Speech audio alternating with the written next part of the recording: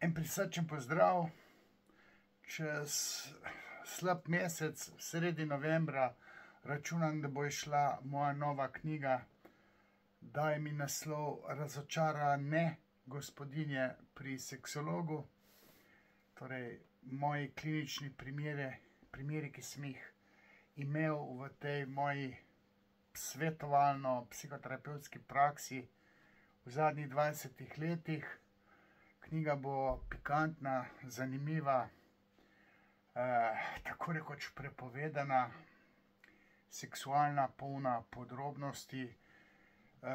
Tale moj založnik je želel nek podnaslov, pa je predlagal, da bi dal podnaslov Razočarane gospodinje pri seksologu, potem pa še resnične izpovedi Slovenk ali pa pikantne izpovedi Slovenk. Ne vemo, kako se bomo odločili, tle je tudi neka tržna logika, tudi naslovnica mora biti taka udarna. Jaz predlagam to Banano iz znane moje komedije, ki jih 7-8 let že imam, 450 predstav, pa še enih 500 predstav nameravam imeti, in to do volitev, ker zdaj je scenarij malce obogaten. Obogaten je pa z Urško. Malo jo pa tam tudi omenjam, da ne rečem špiknem. Tako kulturno na odru se to sme, ker to je pa umetnost, gledališka umetnost. Kakorkoli že, malo me bega iti na stran te knjige. Karkoli bo na naslovnici, pač bo naslov, jaz kot avtor, mogoče bo moja fotka, raje bi, da ne bi. Tale Banana mi je všeč, ampak založnik se bo odločil, kaj bo. Ampak na hrbtni strani sem pa jaz predlagal citate moje knjige. Na Twitterju sem celo nekaj citatov, 3-4 citate predlagal, ampak so vsi tako pikantni, da bo galama, že preden bo knjiga išla. Tako da predlaga moj založnik, da bi mogoče kakšna avtoriteta par misli o meni kot nekemu kontroverznemu mislecu, psihoanalitiku, kako pa vem, kritičnemu mislecu, da bi nekdo o meni kaj povedal. Zdaj, ta, ki bi lahko kaj povedal, bi moral imeti nek status subjekta, za katerega se predpostavlja, da ve nekaj o meni. Ampak kdo se bo zame izpostavil, ne? Pa po možnosti nekdo, ki ve, da se jaz v psihoterapiji zelo dobro znajdem, ne? Da ne rečem, da sem radikalno boljši kot mnogi psihoterapeuti. Psihiatrov sploh ne bom omenjal, ker te se pa s kemijo lotevajo psihe, jaz se pa s talking curom.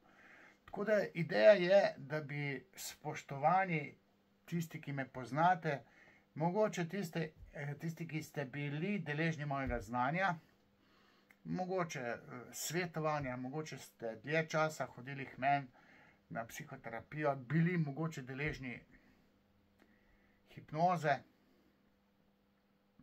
da se mi javite na moj naslov po zasebni pošti, e-mail, pač mene se da dobiti.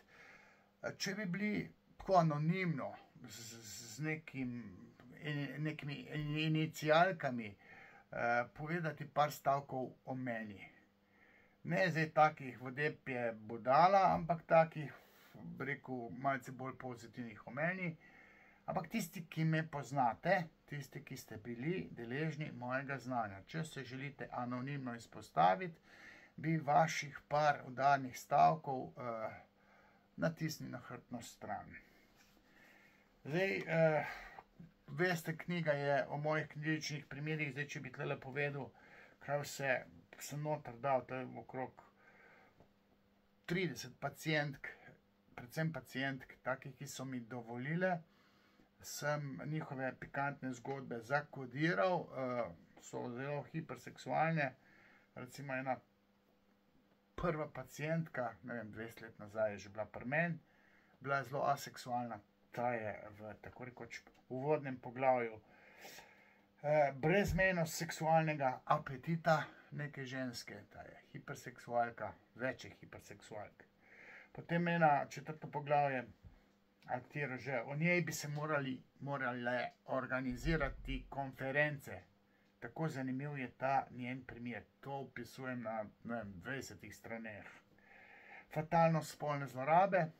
Kaj spolna zloraba pomeni za etiologijo pohote? Zdaj, spolnih zlorab je v tej knjigi opisanih več in vsaka na svoj način zaznamuje seksualno življenje teh žrtev spolnih zlorab, žrtev iz otroštva. Potem se pa seksualnost namota na ta fundament iz otroštva. Polna je bila krivde in groznih občutkov zaradi spolne zlorabe. To opisujem.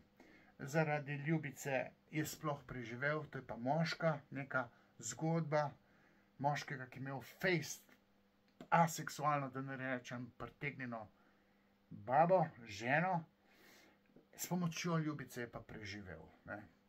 Tega človeka sem dobil na posebno pregovarjanje, na sodelovanje. Zgodba je stara 20 let in je izjemno poučna za vse tiste moške, ki imate ob sebi doma aseksualne ženske in s pomočjo ljubic pa preživite. Tudi to sem strnil v to poglavje in celo neko grajo mene kot nekoga, ki sem svetoval že parkrat javno, da so ljubice ohranjevalke zakonov slabih, pa ljubimci tudi. Češ, kako trpim, ker ima žena ljubica, vi pa to zagovarjate. Jaz tega ne zagovarjam. Samo včasih so ljubice ohranjevalke slabih zakonov, pa ljudi, moške, podaljšajo v življenju, če ne bi od žalosti umrli. Potem imam tole še ena naivna ljubica kot ohranjevalka zakonov. Ženski mazohizem, tam neka ni Anastasija Stil, kaj že, ker ta ženska je hlepela po sadizmu, bila je mazohistična, pa tudi celo etiologijo, vzrok njenega mazohizma sem opisal. Ta ženska mi pa ni dala soglasje, ker je že 10 let mrtva. Pri meni je bila pa 15 let nazaj. Bala se je seksa, ker je mislila, da to boli. To je neka ženska izpoved. Ženska, ki je bila pri meni, je vstopala v seksualno življenje in ni vedela, da seks ni stvar bolečine, ampak stvar uživanja. Ženska je prehitro gledala porniče in tisto dretje ženske mislila, sklepala kot deklica, kako to zelo boli. Potem še ena izpoved hiperseksualne multiorgazmičarke ali pa zagodla si je sama v svoji glavi, v svoji psihi s prehitrim fantaziranjem o seksu in to o seksu z očetom. Ni vedela, da se očeta pač ne dajo v fantazijo, ker je oče od mamice, še tabuja incesta ni bilo ponotranjenega. To je tudi ena zgodba. Potem naslov, še ena začasna aseksualka. Ful sem jih hvaležen tebi ženski, ki mi je zaupala to njeno kalvarijo v seksualnosti. Potem recimo številne ženske so živele kot deklice brez očeta, ima zelo specifično seksualnost. Brez očeta ni želje po penisu. Je eno poglavje. Potem imam tukaj patološko ljubosumje, imenovano Otelov sindrom. Potem imam neko varanje, več je tega varanja, ampak je neko varanje, ki si ga ženska ne more odpustiti. Zakaj že? Boste zvedeli v tem močnem poglavju. Ženska danes stara čez 70 let, mi je to pred leti zaupala. Varanju se ni mogla upreti, ker ni imela očeta, hlepela po očetu. Vsak moški, ki je rekel, lepa si, koliko te imam rad, pejdi z mano, je šla in je varala. Varanju se ni mogla upreti. Tole je eno od poglavij. Mobingiral je bivšo ljubico, ni mu več dala, on jo je pa mobingiral. To mislim, da je tam nekje kakšen državni sekretarček na kakem ministrstvu. Teh, perverznih fukfehterjev po državnih telih ustanovah je malo morje. mislim, da gre tukaj za državnega sekretarja, zadeva je zakodirana, seveda, ne. Od 2 prijateljic je zahteval trojčka, tudi to je eno poglavje. Ali pa potem, ki je mož zajebal, je vskočil duhovnik in opravil pohoto. Ljubicam se ni mogel odreči in je umrl. Se pravi, ta je umrl. Ga je prav, bi rekel, infarkt direktno kjel srce, bil je pri meni in njegovo izpoved. Brez njegovega soglasja, ker je pač umrl, ampak še vseeno zakodirano, da se ne bo kakšna ljubica ali pa žena noter najdla. Pač to je poučno, zato sem si drznil tudi te zgodbe dati v knjigo. Ljubici se ni hotel odreči in se je zgodil fuk brez muk, ki jo topija. Fuk je lušen, muka pa pol pride.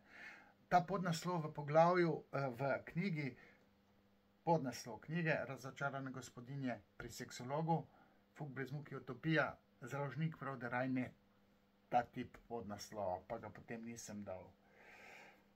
Potem govorim tudi enih 2-3 zgodbi imam o zlomljenih kurcih, ne.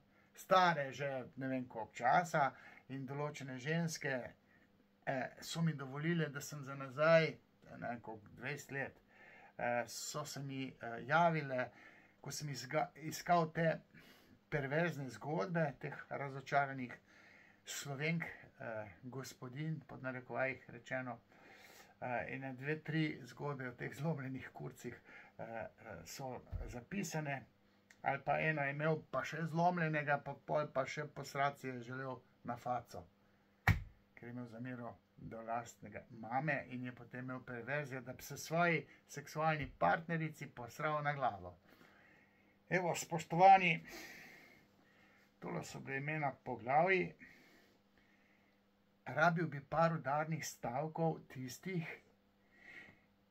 ki ste bili deležni mojega psihoanalitičnega znanja, ki čutite, da jaz nekaj vem in da to delo, ki ga upravljam kot intelektualec, če tudi me preganjajo s policijo, Urška, ne.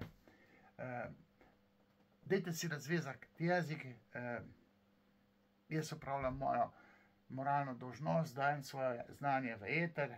Evo, izdala se bo knjiga čez dober mesec ali pa slab mesec. Rabim hrbtno stran, ki bo polna nekih citatov, ki boste vi, spoštovani moji fani, napisali na e-mail, po zasebni pošti ali pa v komentarje, pa bom komentar potem predlagal, da gre na hrbtno stran. Evo, to je bilo to. Če mislite, da si zaslužim kakšno donacijo, se jo branim, ne. Ampak s tolo Urško bom pa brez odvetnika se šel, tako da ne zbiram za odvetnika, ampak kakorkoli že. Evo, tole je bilo to. Lep pozdrav. Čau.